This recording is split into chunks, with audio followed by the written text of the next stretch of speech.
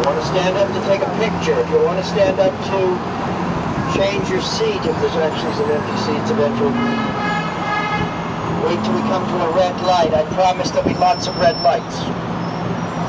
Now the second rule of the bus is this. You must keep your personal conversations at a low volume so your neighbors can hear the tour. They might actually want to hear it. Be considerate of your neighbors. The third rule of the bus is the use of cell phones. Please keep it at a minimum. We know you need them for emergency purposes. But carrying on long-winded conversations on the top of a tour bus is not fair to your neighbors either. After all, they can't hear the other half of the conversation, can they? If you keep filling in the blanks, it's not easy. It's very disturbing, in fact. I've tried it. So that's that.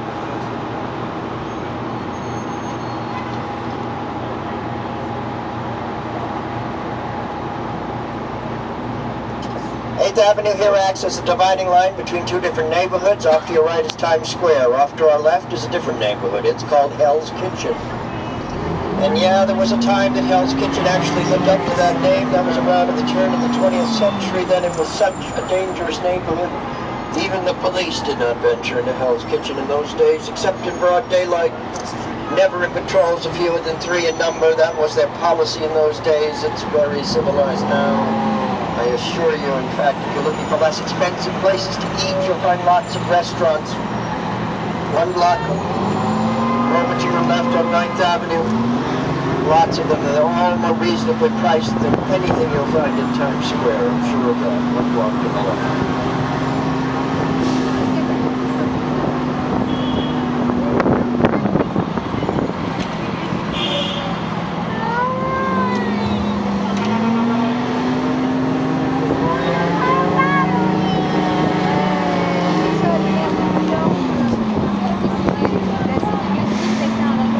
Coming up on this next right corner is a little firehouse.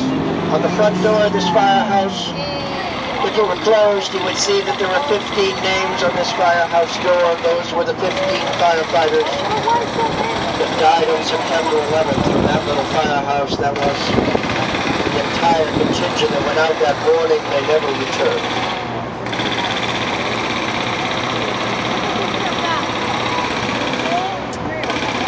343 firefighters died that day, 15 from this little firehouse.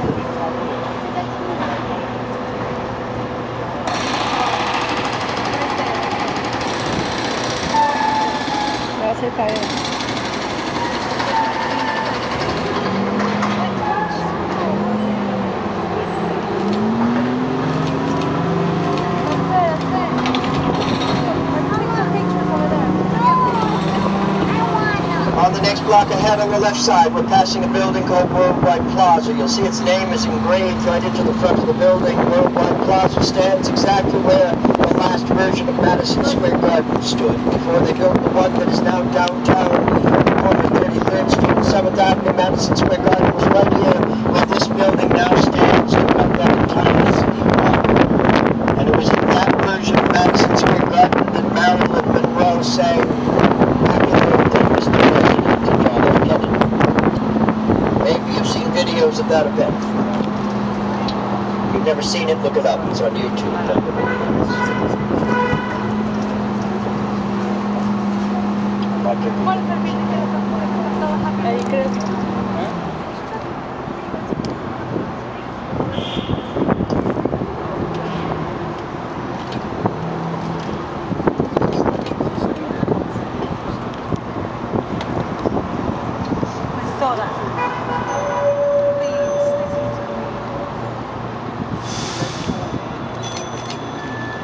We take turns, okay?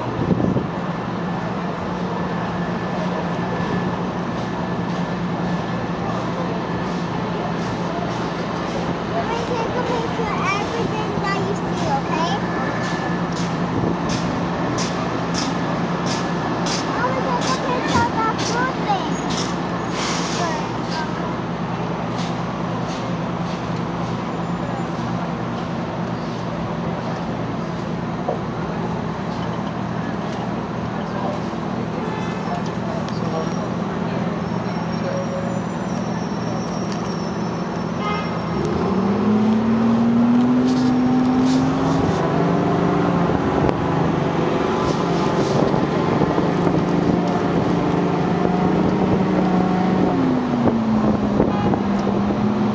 know if there are any Jerry Seinfeld fans on this bus. Comedy series, Seinfeld? Never heard of it. Well, I guess I'll tell you anyway. Maybe they'll, even if you don't know what it is. There to the right, look into your right. One door to the right is the soup kitchen, the actual establishment that inspired the classic episode on Seinfeld dealing with the soup kitchen, the soup Nazi, and that famous line, "No soup for you," and all stuff like that. Of course, if you never watched the show, you have no idea what I'm talking about. That's fine. No problem. Here on the left is the Hearst building. Built by William Randolph Hearst. In 1931, he got as far as the 6th floor and he ran out of money, so he topped it off. Took them another 75 years to complete this building. Yeah, they actually gutted the original building and built this environmentally friendly building within the shell of the original building. How about that, huh? A brand new green building rising from within the shell of the original building. I know, simply amazing, isn't it? Well, straight ahead of us is Columbus Circle. It's still a block and a half ahead of us. We'll be entering it in a moment. Columbus Circle is one of the 4 corners of Central Park. That monument you see rising up directly ahead of us there is of Christopher Columbus, right in the middle of Columbus Circle. That monument was donated to the city of New York by the Italian-American community here in 1892. It's been standing there ever since. Christopher Columbus.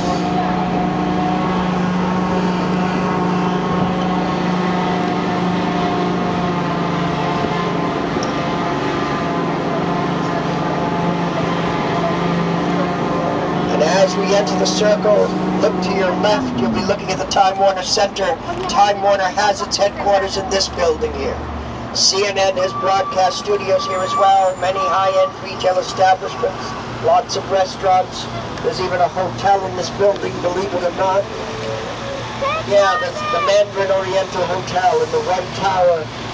In the left tower, there's a condominium complex.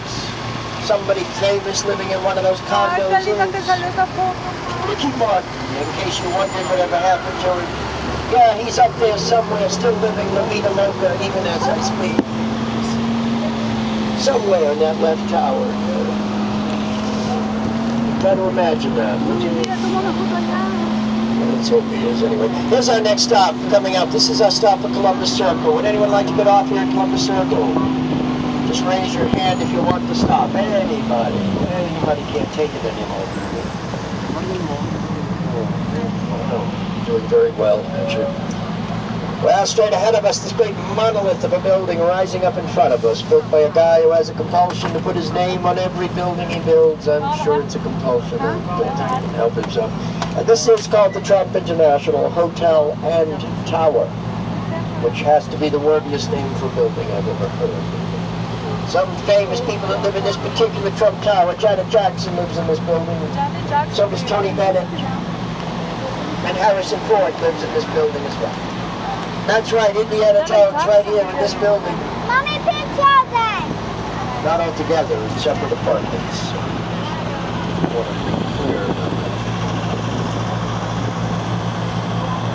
Also, the Donald himself lives here. The Donald, as in Trump. Yes, here in this building.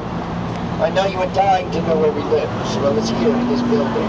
I assume he's on the top floor. I don't really know. Can you imagine him settling for anything less? I'd rather not. Somebody said something very funny to me on the bus yesterday. She said, "Where does his hair live?" I know it's silly. It really cracked me up. I can't help it. No, I think it lives with him. Yes, I do. I know it seems to have a life of its own, but yes, I'm sure it's there somewhere. Wherever he is at the moment, yes. That's right. Enough about him. Here to the right is Central Park.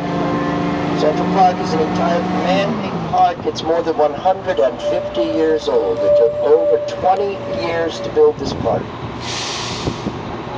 They actually held a design competition in 1857. The two gentlemen that submitted the design for this park, their names were Calvert Vaux and Frederick Law Olmsted.